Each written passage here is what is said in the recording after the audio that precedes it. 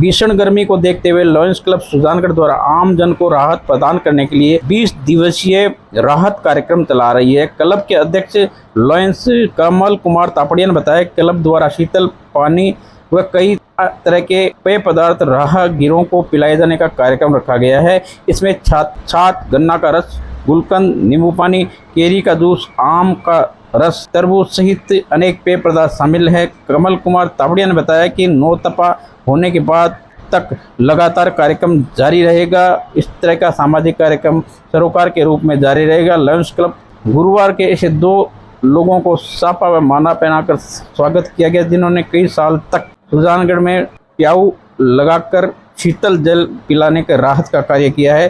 Club के सचिव lions प्रशांत Pareek, director Devkrishna Malpani, कोषाध्यक्ष अशोक जादू, सीए अभिषेक पोदार, देवकृष्ण मालपानी, मुरली राठी, यूसुफ गोरी, गोपाल राम जाट, दुर्गाराम जुकिया सहित अनेक कार्यकर्ता इस सेवा में लगे थे, सामाजिक सरोकार में लगे थे, जहां पे अनेक लोगों ने इस सेवा का लाभ लिया। वहीं आपको बता दें इस संबंध में क्लब के अध्यक्ष कमल कुमार तापड़िया सहित क्लब के सचिव ने बताया। नौतपा शुरू हो चुका है और लॉयंस क्लब सुजानगढ़ पिछले वर्ष की तरह इस बार भी इस भीषण गर्मी में तपती लू के थपेड़ों में आम जनता को राहत पहुंचे, राहगीरों को, ऑटो वालों को सबको आराम आए, इसलिए हमने इस बार 20 दिन के लिए ये कार्यक्रम शुरू किया है। पिछले बार हमने 15 दिन के लिए कार्यक्रम किया था जिसमें लगभग 1 लाख लोगों को इससे काफ़ी राहत मिली थी। इस कार्यक्रम में 20 दिन में हम विभिन्न तरह के शीतल पेय पदार्थ जैसे गन्ने का रस, बील का शरबत, गुलकंद, छाछ, राबड़ी, केरी का पानी, शरबत, ये सब पिलाएंगे। और कल हमने तरबूज खिलाया था सबको। तो इस तरह से 20 दिन में हम लगातार कुछ ना कुछ नया करते रहेंगे। कल हमने एक नया नवाचार भी किया। हमने विगत कुछ सालों में जो प्याऊ संभालते थे, प्याऊ का संचालन कर रहे थे, ऐसे 2 लोगों को बुलाकर उनके हाथों से हमारे इसके कार्यक्रम का उद्घाटन किया था और उनको सम्मानित किया था साफा पहनाकर और माला पे। मेरे सभी लॉयंस साथी इस कार्य में लगे हुए हैं और ये हम कार्य हर साल करते रहेंगे, ऐसा हमारा संकल्प है। मरुस्थल प्रदेश में जिस तरह से गर्मी का तापमान बढ़ा है, गर्मी इतनी भयंकर हो जाती है, अमूमन तौर पर देखा जाता है कि 42 डिग्री पर भी अभी इस दिनों में लू चली है और अब तापमान चूरू सहित झुंझुनू और सीकर इस बेल्ट में गंगानगर में तो 47 डिग्री तक पहुँच गया। आज तापमान की बात करें तो पर भीषण गर्मी है और इस दौरान मैं लोगों का जो नवाचार है उसके बारे में भी बात करना चाहूँगा, क्योंकि मरुस्थल का प्रदेश है राजस्थान और लगातार मई जून की जो गर्मी होती है चिरमौर चल जाती है। पूरे देश में ही देखी जाती है लू का सबसे ज़्यादा प्रकोप चूरू जिले और झुंझुनू जिले और शेखावाटी क्षेत्र में। इस संदर्भ में कई लोग यहाँ पे खड़े हैं, बातचीत भी करेंगे, उनसे पूछेंगे कैसा माहौल रहता है गर्मी के अवसर पर, क्या करते हैं आपकी संस्थाएं, बताएं। देखिए, वैसे तो मैं बॉम्बे में ज़्यादा रहता हूँ, यहाँ लॉयन का मैं मेंबर हूँ और भाई कमल के नेतृत्व में यहाँ काफ़ी एक्टिविटी चल रही है। गर्मी, यहाँ की गर्मी का मुंबई की गर्मी से यहाँ की गर्मी में बहुत फ़र्क है। वहाँ की उमस ज़्यादा है और यहाँ का टेम्परेचर बहुत ज़्यादा है। तो यहाँ पर दोपहर के टाइम में पर्टिकुलर 10 बजे से 4 बजे तक कोई भी बाहर भी नहीं निकल सकता है और जो बाहर निकलता है उसको थोड़ी थोड़ी देर में पानी, कुछ गला सूखने के लिए, कुछ गला सही करने के लिए कुछ पेय पदार्थ की ज़रूरत रहती है। हमारे यहाँ लॉयंस क्लब में श्री भाई कमल के नेतृत्व में पिछले साल भी ये प्रोग्राम चलाया गया और इस साल भी कल से ये प्रोग्राम चालू हुआ है। हर दिन कोई न कोई पेय पदार्थ या कुछ ठंडा पेय आइटम सर्व किया जाएगा। जैसे गर्मी पड़ रही है तो किस तरह के पदार्थ लेने चाहिए, आप बता सकते हैं? इसमें जितना पेय पदार्थ, लिक्विड ठंडा पेय पदार्थ हो, बर्फ की ज़्यादा नहीं हो पर ठंडा पेय पदार्थ हो, जितना गला में पानी जो है पसीने से सूख रहा है तो पानी जितना ज़्यादा पिया जाए या पानी पेय पदार्थ जितना ज़्यादा लिया जाए उतना ज़्यादा अच्छा है। क्या करना चाहिए गर्मी के उपाय कैसे? गर्मी में देखिए, एक तो छाछ खूब पीनी चाहिए, केरी का पानी है, बील का शरबत है और जैसे तरबूज है, काकड़ी है, ये सब खूब खाना चाहिए। तो लॉयंस क्लब की यही कोशिश है कि इसी तरह के हम पेय पदार्थ दें। ये जो केमिकल्स वाले शरबत हैं उनसे हम परहेज़ रखेंगे, वो हम नहीं पिलाएंगे और हमारे सभी मेंबर अपनी तरफ से ये सारी व्यवस्थाएं कर रहे हैं, किसी भामाशाह से नहीं करवा रहे हैं हम। और लॉयंस क्लब स्वस्फूर्त होकर इस काम में आगे आया है और कल हमने तरबूज खिलाए थे, आज गुलकंद, उसके बाद गन्ने का रस, छाछ, बील का शरबत, केरी का पानी, इस तरह से क्रमिक रूप से हम ये सब कार्य करते रहेंगे। अपने क्षेत्र की गर्मी के बारे में क्या कहना चाहेंगे? किस तरह की गर्मी पड़ती है? कितना टेम्परेचर चल जाता है? यहाँ पर ये देखिए गर्मी में टेम्परेचर 50 से ऊपर तक भी पहुँच जाता है।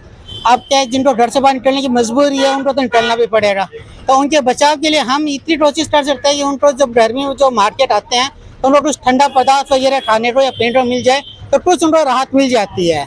यही कोशिश हम पिछले साल ही हमने की थी, यही कोशिश हम इस साल कर रहे हैं और देखते हैं आगे भी करते रहेंगे। गर्मी के बारे में क्या कहना चाहेंगे? किस तरह की गर्मी पड़ती है राजस्थान और सुजानगढ़ में? क्लाइमेट चेंज चल रहा है, एवरेज टेम्परेचर सब जगह का बढ़ गया है। ग्लोबल वार्मिंग की वजह से 4 से 5 डिग्री एवरेज टेम्परेचर बढ़ गया है। तो अपना जो चूरू जिला है वो पहले ही टेम्परेचर के मामले में आगे था, अब और भी आगे निकल गया है। तो इस गर्मी के मौसम में जो लॉयंस क्लब ये जो भी कार्यक्रम चला रहा है उससे आम जनता को राहत महसूस हो रही है और इस क्रम में हमारा प्रयास जारी रहेगा। ये थे लॉयंस क्लब के पदाधिकारी जिन्होंने सामाजिक सरोकार करते हुए सुजानगढ़ के घंटाघर के पास में पिछले दिनों से शुरू कर रखी है मुहिम, जिसके अंतर्गत शरबत पिलाना, पेय पदार्थ पिलाने का कार्यक्रम जारी है, आगे भी इनका जारी रहेगा 20 दिन तक। मैं आपको बताना चाह रहा हूँ सुजानगढ़, झुंझुनू और सीकर साइड की जो गर्मी होती है, जो इस तरह का मौसम होता है वो सिरमौर होता है और टेम्परेचर पहुंच जाता है, चिंताजनक हो जाती है बातें। और चिंताजनक में ये भी देखने को मिलता है कि अधिकतर लोग शिकार हो जाते हैं लू के और हॉस्पिटल पहुंच ना पाते हैं। इंडिया लाटा की सुजानगढ़ के ब्लॉक स्तर पर 12वीं कक्षा के तीनों संकाय में सरकारी विद्यालय का शानदार परीक्षा परिणाम रहा। वहीं इसी कड़ी में पीएम श्री राजकीय कनोई बालिका स्कूल के होनहार छात्राओं का सम्मान समारोह आयोजित किया गया। वहीं आपको ये बता दें, प्रिंसिपल सरोजवीर पूनिया ने बताया कि 12वीं बोर्ड के कला वर्ग में तारा जानू ने 97.20% अंक हासिल करके टॉप किया।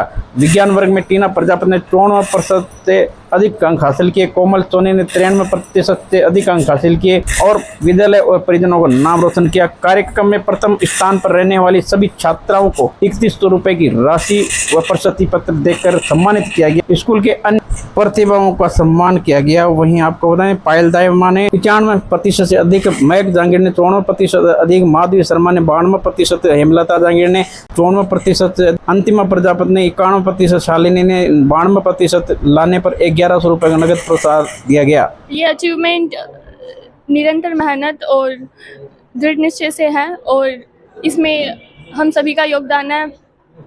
मेरे प्रिंसिपल मैम, टीचर्स और पेरेंट्स, फैमिली सबने योगदान दिया। सर आगे मैं आरएस या आईएएस में से कुछ चूज करूंगी। किस तरह से अचीव कर पाए, किसको श्रेय देंगे? मैं अपने टीचर्स और पेरेंट्स को दूंगी और उनकी कड़ी मेहनत से आज मैंने 95.20% अचीव किए हैं और टीचर्स के कड़ी मेहनत से आज हम इतने अच्छे परसेंटेज ला पाए हैं। ये पूरा श्रेय टीम कनोई को जाता है। हमारे सभी शिक्षक पूरी तरह से निष्ठावान और विद्यालय के प्रति समर्पित है। दिन रात एक करके बच्चों के साथ मेहनत करते हैं, ऑनलाइन भी उनको गाइड करते हैं और हमारी जो बेटियां हैं वो वास्तव में बहुत प्रतिभाशाली हैं, सिर्फ उनको मार्गदर्शन की आवश्यकता है। इसी तरह से अगर बच्चे पढ़ते रहे तो सुजानगढ़ की बेटियां न सिर्फ राजस्थान बल्कि पूरे भारत में अपना परचम फहराएंगी। वास्तव में बहुत प्रतिभाशाली और सर्वांगीण विकास करने के लिए पूरा स्टाफ उसके साथ लगा रहता है। तो मैं सभी बच्चियों को, अभिभावकों को और पूरे विद्यालय स्टाफ को धन्यवाद देती हूँ और अपेक्षा करती हूँ कि भविष्य में भी इसी तरह से वो सहयोग और समर्पण के साथ अपना काम करते रहें, इसी तरह से सफलता की सीढ़ियाँ चलते रहें। कल जो ही रिजल्ट आया माध्यमिक शिक्षा बोर्ड का, तभी से पीएम श्री कनोई बालिका विद्यालय की छात्र छात्राओं की खुशी की लहर देखने को मिली। लड़कियों ने बाजी मारी। इस संदर्भ में मैं पूरी जानकारी प्रिंसिपल से लूँगा। बताएं किस तरह का रिजल्ट रहा इन दिनों में आपके स्कूल का? हमारे विद्यालय के रिजल्ट वैसे तो प्रति वर्ष ही अच्छा रहता है, लेकिन दिन प्रतिदिन सुधार होना हमारे लिए गौरव की बात है। तो इसका पूरा श्रेय मैं अपनी पूरी टीम को देना चाहूँगी कि विद्यालय में पद रिक्त होते हुए भी सभी साथियों ने बढ़ चढ़ के काम किया। कभी भी वो अपने कर्तव्य से पीछे नहीं हटते, 24 घंटे बच्चों के साथ मेहनत करते हैं। सर्वांगीण विकास में हर तरह की एक्टिविटी, क्योंकि पीएम श्री विद्यालय होने से एक्टिविटीज़ भी बहुत सारी होती हैं और उन एक्टिविटीज़ के कारण ही बच्चों की जो विशेष योग्यताएं हैं वो बाहर निकल के आती हैं। तो हमारा विद्यालय न सिर्फ शैक्षिक स्तर पर सह शैक्षिक गतिविधियों में भी अव्वल रहने वाला विद्यालय है और लगातार इसी तरह से स्टाफ मेहनत करता रहा तो पूरे राजस्थान में हमारा विद्यालय श्रेष्ठ से श्रेष्ठतर बनता जाएगा। ऐसी मैं परमपिता परमेश्वर से प्रार्थना करती हूँ। अभिभावकों का भी अच्छा सहयोग रहता है, जो बच्चों को समय पे विद्यालय भेजते हैं, विद्यालय से लगातार जुड़े रहते हैं, और जो अभिभावक अनुशासित हैं, विद्यालय का सहयोग करते हैं, उन्हीं के बच्चे कुछ अच्छा कर पाते हैं। इसी संदर्भ में बच्चों से बातचीत करेंगे। कितना % हासिल किए, क्या बनना चाहते हैं, किसको श्रेय देना चाहिए?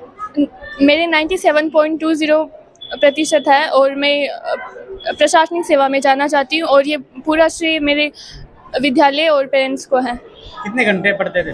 4 से 5 घंटे। क्या नाम है, कितना % आए? मेरा नाम पायल दाइमा है और मैंने 95.20 अंक हासिल किए हैं और मैं आगे जाके प्रशासनिक सेवा में जाना चाहती हूँ और इस सभी का श्रेय मैं अपने टीचर्स और अपने पेरेंट्स को देना चाहती हूँ। कितना % है, क्या नाम है? मेरा नाम महक जहांगीर है। मेरे 94.60% बने हैं और मैं भारतीय प्रशासनिक सेवा में चयनित होना चाहती हूँ। 3-4 घंटे। कितने घंटे पढ़ते थे, क्या नाम है, कितना % आया? मेरा नाम कोमल सोनी है।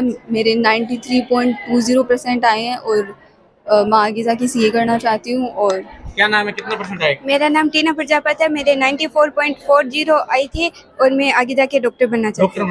क्या नाम है, क्या बनना चाहोगे? मेरा नाम माधु शर्मा है और मेरे 92% आए और मैं भी प्रशासनिक सेवा में। क्या नाम है, कितना? मेरा नाम हेमलता जहांगीर और मेरे 92.20 आए हैं और मैं भी प्रशासनिक सेवा में जाना चाहती हूँ। क्या नाम है? मेरा नाम अंतिमा प्रजापति है और मेरे 91% आए। ये थी तमाम गर्ल्स कनोई बालिका विद्यालय की पीएम श्री कनौज बालिका। इन्होंने लगातार इस स्कूल ने अच्छे परिणाम दिए हैं और इस बार भी प्रथम रहे हैं। 95% से अधिक % काफी स्टूडेंट्स के आए हैं। इंडिया न्यूज के लिए शैलेंद्र लाटा की रिपोर्ट। मारवाड़ी युवा मंच सुजानगढ़ गणगौर शाखा की ओर से 2 दिवसीय निःशुल्क स्पीच थेरेपी शिविर का शुभारंभ हुआ। मंच के अध्यक्ष मनोज शर्मा, गणगौर शाखा के अध्यक्ष खुशबू सोनी ने बताया कि भैरव प्लाजा स्थित पांड्या धर्मशाला के सामने इवेंट वाला में डॉक्टर लक्ष्मी बद्रा के द्वारा हकलाहट, तुतलाहट, मंदबुद्धि, मूक बधिर बच्चों के और लकवाग्रस्त बच्चों की परामर्श दिया गया।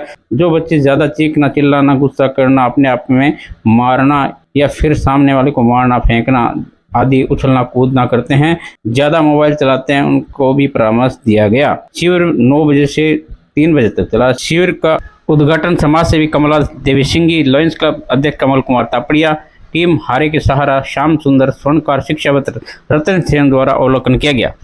हमारे चैनल के माध्यम से आपको वीडियो वायरल की खबरें दिखाते हैं। इसी के तहत चित्तौड़गढ़ में विगत कुछ महीने से एक लाल मुंह का दिव्यांग बंदर कौतूहल का विषय बना हुआ है, जो कि पूरे दिन किसी न किसी घर में, दुकान में, घर में बैठ जाता है। खास बात यह है कि किसी व्यक्ति सामान को नुकसान नहीं पहुंचाता। जहां शुक्रवार को उस लाल मुंह के बंदर द्वारा एक अलग ही रूप देखने को मिला, जहां पे नगर परिषद के परिसर में जाकर, एक चैम्बर में जाकर बैठकर फाइलें चेक की। वहीं आज शनिवार को वही लाल मुंह का बंदर सवेरे भाजपा नेता के घर पहुंच गया, कुंभानगर स्थित आवास पर, जहां पे इस लाल मुंह के बंदर ने फ्रिज खोलकर अपने मनपसंद का शीतल पेय पदार्थ सेवन किया। इसके अलावा अलग अलग तरह के नाश्ते का सेवन किया।